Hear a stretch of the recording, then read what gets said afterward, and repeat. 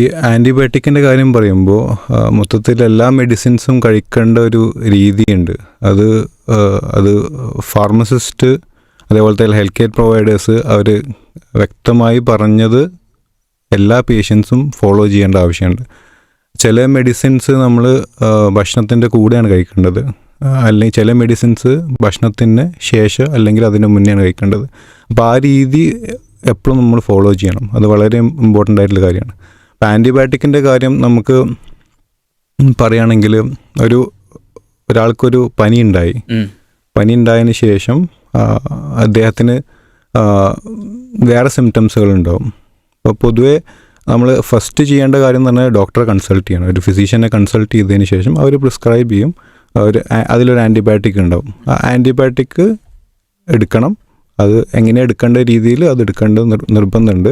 അതിൽ കൂടെ ചില വേറെ മെഡിസിൻസ് ഉണ്ടാവും, അതും എടുക്കേണ്ടതുണ്ട്. അപ്പോൾ ഇങ്ങനെ മരുന്ന് എടുക്കുമ്പോൾ ആൻറ്റിബയോട്ടിക്സ് അല്ലെങ്കിൽ വേറെ മെഡിസിൻ എടുക്കുമ്പോൾ ചിലപ്പോൾ അതിൻ്റെ സൈഡ് എഫക്ട്സുകൾ ഉണ്ടാവും. അപ്പോൾ അത് ഒഴിവാക്കാനുള്ള കുറേ കുറേ ഉണ്ട്. ഇപ്പോൾ പൊതുവെ പറയുന്നത് നമ്മൾ ആൻറ്റിബയോട്ടിക് കഴിക്കുമ്പോൾ സ്റ്റൊമക്കിൽ കുറേ യൂസ്ഫുൾ ആയിട്ടുള്ള അണുക്കളുണ്ട്. അതിനെ ഒരിക്കലും നശിപ്പിക്കാൻ പാടില്ല. അപ്പോൾ അങ്ങനെ നശിപ്പിക്കപ്പെട്ട് കഴിഞ്ഞാൽ നമ്മൾ ഡയറിയ ഉണ്ടാവും. ഡയറിയ ഉണ്ടായി കഴിഞ്ഞാൽ അത് മോശമായി അവിടെ കോളനിൽ ഇൻഫ്ലമേഷൻ വീക്കുണ്ടാവും. അങ്ങനത്തെ കുറേ കേസസുകളുണ്ട്. നമ്മൾ പലപ്പോഴും പേഷ്യൻസിന് അറിയുന്നുണ്ടാവില്ല. അപ്പോൾ അത് പ്രിവെൻറ്റ് ചെയ്യാൻ ഡോക്ടേഴ്സ് പൊതുവെ പ്രിസ്ക്രൈബ് ചെയ്യണ ഒരു മെഡിസിനാണ് പ്രോബയോട്ടിക്സ്. അപ്പോൾ പ്രോബയോട്ടിക്സ് അഥവാ പ്രിസ്ക്രൈബ് ചെയ്തിട്ടില്ലെങ്കിൽ അവർ പറയും യോഗട്ട് അല്ലെങ്കിൽ തൈര് കേട് കഴിക്കാൻ പറയും.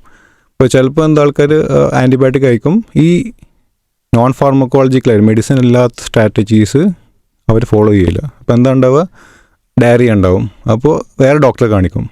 ആ ഡോക്ടർ ഡയറിയക്കുള്ള ട്രീറ്റ്മെൻറ്റ് കൊടുക്കും. അപ്പോൾ അത് വേറെ ട്രീറ്റ്മെൻറ്റാണ്, അത് പ്രോബയോട്ടിക് ആവില്ല.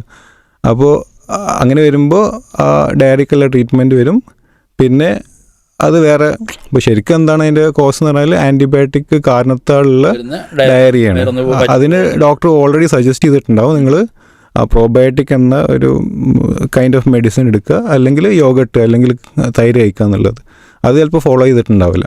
അപ്പോൾ അങ്ങനത്തെ ഇഷ്യൂസുകൾ ഉണ്ടാവും. അതെന്ന് വെച്ചാൽ ഡോക്ടേഴ്സ് പറഞ്ഞത് അല്ലെങ്കിൽ ഫാർമസിസ്റ്റ് പറഞ്ഞ കാര്യങ്ങൾ അല്ലെങ്കിൽ ഹെൽത്ത് കെയർ പ്രൊവൈഡേഴ്സ് പറയുന്ന കാര്യങ്ങൾ വ്യക്തമായിട്ട് പേഷ്യൻസ് കേൾക്കേണ്ടതുണ്ട്. അത് വളരെ ഇമ്പോർട്ടൻ്റ് ആയിട്ടുള്ള കാര്യമാണ്. പിന്നെ വേറൊരു കാര്യം എന്ന് പറയുന്നത്, ഒരു പനി വന്നു കഴിഞ്ഞാൽ ഫാർമസിസ്റ്റിൻ്റെ അടുത്ത് പോയിട്ട് പഴയ ഏതെങ്കിലും ചീട്ടുണ്ടാവും, അത് കൊടുത്തിട്ട് ആൻറ്റിബയോട്ടിക് വാങ്ങിക്കും. അതെ. അപ്പോൾ അവർക്ക് അമോക്സിസിലിനേക്കാൾ കൂടുതൽ ബ്രാൻഡാണ് പറയുക, അമോക്സിക്ലാവ് ഉണ്ടോ. അപ്പോൾ അവരത് മേടിച്ചിട്ട് കഴിക്കും. പൊതുവെ ഏറ്റവും കൂടുതൽ കഴിക്കുന്നത് അസിത്രോമൈസിനാണ്. ഇപ്പോൾ കോവിഡ് സമയത്ത് ഒരു ഗവൺമെൻറ് ഒരു ലെറ്റർ ഉണ്ടായിരുന്നു. അത് അസിത്രോമൈസിൻ കഴിക്കാമെന്ന് പറയണ്ട, അത് ഹെൽത്ത് കെയർ പ്രൊവൈഡേഴ്സിന് വേണ്ടിയിട്ടായിരുന്നു. പക്ഷേ ആൾക്കാരെന്താ മനസ്സിലാക്കിയത്, അത് എല്ലാവർക്കും കഴിക്കാം. പക്ഷെ അത് കാരണത്താൽ OTC ആയിട്ട് അല്ലെങ്കിൽ ഓവർ ദ കൗണ്ടർ ആയിട്ട് അസിത്രോമൈസിൻ കഴിക്കുമ്പോൾ അത് റെസിസ്റ്റൻസ് ഉണ്ടാവും. ഒരു കാരണവശാലും പ്രിസ്ക്രിപ്ഷൻ ഇല്ലാതെ കഴിക്കേണ്ട മരുന്ന് പോയി ചെയ്യുന്നത് ഗുരുതരമായ തെറ്റാണ്. വളരെ അത് കഴിച്ചു കഴിഞ്ഞാൽ പിന്നെ ഭാവിയിൽ ഇതുപോലെ എന്തെങ്കിലും ഇൻഫെക്ഷൻ അദ്ദേഹത്തിനോ അദ്ദേഹത്തിൻ്റെ റിലേറ്റീവ്സിനോ കുടുംബത്തിലോ അല്ലെങ്കിൽ ആ കമ്മ്യൂണിറ്റിയിലോ ആ സൊസൈറ്റിയിലോ ആർക്കെങ്കിലും ഉണ്ടായിക്കഴിഞ്ഞാൽ പിന്നെ ആൻറ്റിബയോട്ടിക് കൊണ്ട് അത് വർക്ക് ചെയ്യില്ല. അതാണ് നമ്മൾ റെസിസ്റ്റൻസ് എന്ന് പറയുന്നത്. അപ്പോൾ അത് നമ്മളെ മാത്രമല്ല പ്രയാസപ്പെടുത്തുന്നത്, നമ്മളെ നെക്സ്റ്റ് ജനറേഷനെ വരെ എഫക്റ്റ് ചെയ്യുന്നുണ്ട്. അത് വളരെ പ്രയാസമുള്ള കാര്യമാണ്. അതിപ്പോൾ അത് ഒഴിവാക്കാൻ വേണ്ടിയിട്ട് നമ്മളെ ഗവൺമെൻറ് കുറേ പ്രോഗ്രാംസുകൾ വെച്ചിട്ടുണ്ട്, കുറേ ഫണ്ടിങ് അതിന് പ്രൊവൈഡ് ചെയ്യുന്നുണ്ട്. അപ്പോൾ അത് ഒരു വളരെ സീരിയസ് ആയിട്ടുള്ള കാര്യം. അപ്പോൾ ഏറ്റവും വേണ്ടത് പിന്നെ ചില ഇൻഫെക്ഷൻസ്, ചില അസുഖങ്ങൾക്ക് ഇൻഫെക്ഷ്യസ് കണ്ടീഷൻസിന് ആൻറ്റിബയോട്ടിക്കിൻ്റെ ആവശ്യമില്ല. അപ്പോൾ ജലദോഷം കൊണ്ട് പനി ഉണ്ടാവും, അവിടെ ആൻറ്റിബയോട്ടിക്കിൻ്റെ ആവശ്യമില്ല. അവിടെ വേണ്ടത് സപ്പോർട്ടീവായിട്ടുള്ള ചുമ, ജലദോഷം അല്ലെങ്കിൽ റണ്ണിങ് നോസ്, മുക്കൊലിപ്പ്, അതിനൊക്കെ ഉള്ള സപ്പോർട്ടീവായിട്ടുള്ള ട്രീറ്റ്മെൻറ്റാണ് വേണ്ടത്. അവിടെ ആൻറ്റിബയോട്ടിക്കിൻ്റെ ആവശ്യമില്ല. അപ്പോൾ ഡോക്ടർ ചിലപ്പോൾ ആൻറ്റിബയോട്ടിക് എഴുതിയിട്ടുണ്ടാവില്ല. അപ്പോൾ ആൾക്കാരെന്താ പോയിട്ട് എന്തുകൊണ്ട് ആൻറ്റിബയോട്ടിക് എഴുതിയില്ല. അപ്പോൾ ചിലപ്പോൾ ഒരു ഫാർമസിസ്റ്റിൻ്റെ അടുത്ത് പോയിട്ട് ആൻറ്റിബയോട്ടിക് ചോദിച്ചു മേടിക്കും. അത് ചിലപ്പോൾ അവർ കൊടുക്കുന്നുണ്ടാവും. അതെ. അപ്പോൾ അങ്ങനെ പ്രശ്നം ഉണ്ടാവും. അപ്പോൾ എന്താ സംഭവിക്കാന്ന് വെച്ചാൽ അവിടെ ആൻറ്റിബയോട്ടിക്കിൻ്റെ ആവശ്യമില്ല, അവർക്ക് വെറുതെ ഒരു ആൻറ്റിബയോട്ടിക് കഴിക്കേണ്ടത്, അതുകൊണ്ടുള്ള സൈഡ് എഫക്ട്സുകൾ ഉണ്ടാവും. പിന്നെ അതിന് വേറെ ട്രീറ്റ്മെൻറ്റ് എടുക്കേണ്ടി വരും. അതാണിപ്പോൾ നിലവിൽ ഇങ്ങനെ പൊതുവേ നമ്മൾ റിസർച്ചൊക്കെ ചെയ്യുമ്പോൾ നമ്മൾ കാണുന്ന ഒരു സിറ്റുവേഷൻ. ഇതിപ്പോൾ ഈ സാധാരണ ഇതിൽ നമ്മളാണ് ഈ ആൻറ്റിബയോട്ടിക് കഴിക്കുകയാണെങ്കിൽ തന്നെ ചെറിയൊരു ആശ്വാസം വരുമ്പോൾ അത് കോഴ്സ് പൂർത്തിയാക്കാതെ നടത്തും. ഈ ആൻറ്റിബയോട്ടിക് കഴിച്ചു തുടങ്ങിയിട്ട് എൻ്റെ കോഴ്സ് പൂർത്തിയാക്കുന്നതിൻ്റെ പ്രാധാന്യത്തെക്കുറിച്ച് ഡോക്ടർ എന്താ പറയാനുള്ളത്? ഈ ആൻറ്റിബയോട്ടിക് കഴിക്കേണ്ട 2 ടൈപ്പ് ആൻറ്റിബയോട്ടിക് ഉണ്ട് ശരിക്ക്. ചില ആൻറ്റിബയോട്ടിക് നമുക്ക് ഒരു നിശ്ചിത ബ്ലഡിൽ ഒരു അളവ് എത്തിക്കഴിഞ്ഞാൽ നമുക്കത് സ്റ്റോപ്പ് ചെയ്യാം. നമ്മൾ കോൺസെൻട്രേഷൻ ഡിപ്പെൻഡൻറ്റ് ആൻറ്റിബയോട്ടിക് എന്ന് പറയും. ഇപ്പോൾ ചില ആൻറ്റിബയോട്ടിക് എന്ന് പറഞ്ഞാൽ അമിക്കാസിൻ എന്ന് പറഞ്ഞൊരു ആൻറ്റിബയോട്ടിക് ഉണ്ട്. അത് ഇഞ്ചക്ഷനായിട്ട് കൊടുത്തു കഴിഞ്ഞാൽ ഒരു ഹൈ ഡോസ് ആയിരിക്കും. ഹൈ ഡോസ് കൊടുത്ത് കുറച്ച് നേരം കഴിഞ്ഞ് കഴിഞ്ഞാൽ നമുക്കത് സ്റ്റോപ്പ് ചെയ്യാം.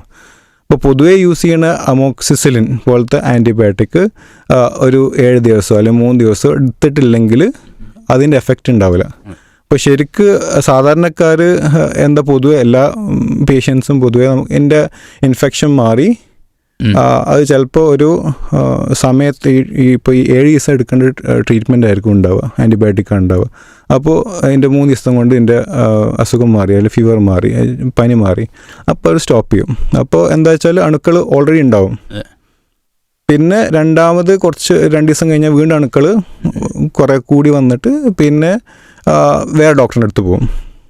അപ്പോൾ അദ്ദേഹം വീണ്ടും ചിലപ്പോൾ അമോക്സിസിലിൻ തന്നെ ചെയ്തും, അതുകൊണ്ട് എഫക്റ്റ് ഉണ്ടാവില്ല. അപ്പോൾ ഒരു അണുക്കൾ നമ്മളെ ബോഡിയിൽ കയറി കഴിഞ്ഞാൽ അത് നമ്മൾ ശരിക്കും ട്രീറ്റ് ചെയ്തിട്ടില്ലെങ്കിൽ വേറെ ഭാഗത്തേക്ക് അത് സ്പ്രെഡ് ചെയ്യും. അതിന് അവസാനം നമ്മളെ ബോഡിയിൽ വീക്കം കൂടിയാണ്ട് സെപ്സിസ് പോലത്തെ സിവിയർ ആയിട്ടുള്ള കണ്ടീഷൻസൊക്കെ വരും. അപ്പോൾ നമ്മൾ മനസ്സിലാക്കേണ്ടത് ആൻറ്റിബയോട്ടിക് ഡോക്ടർ പറഞ്ഞ പോലെ, ഇപ്പോൾ ഞാൻ പറഞ്ഞ 2 കാറ്റഗറി ഉണ്ട്. കോൺസെൻട്രേഷൻ ഡിപ്പെൻഡൻറ്റ് ആൻറ്റിബയോട്ടിക് ഉണ്ട്, time dependent antibiotic. Time dependent antibiotic എന്ന് പറയുന്നത് ആ 7 ദിവസം 3 ദിവസം കോഴ്സ് കംപ്ലീറ്റ് ചെയ്തിട്ട് നമ്മൾ മാത്രമേ സ്റ്റോപ്പ് ചെയ്യാൻ പറ്റുള്ളൂ. അത് ഒരു എക്സ്പേർട്ട് ആയിട്ടുള്ള ഒരു ഫിസീഷ്യനോ ഡോക്ടറിനോ അല്ലെങ്കിൽ ഫാർമസിസ്റ്റിനോ അറിയുന്ന കാര്യങ്ങളാണ്. അതൊരു പേഷ്യൻറ്റിന് പലപ്പോഴും അത് അവർക്ക് മനസ്സിലാക്കാൻ കഴിയില്ല.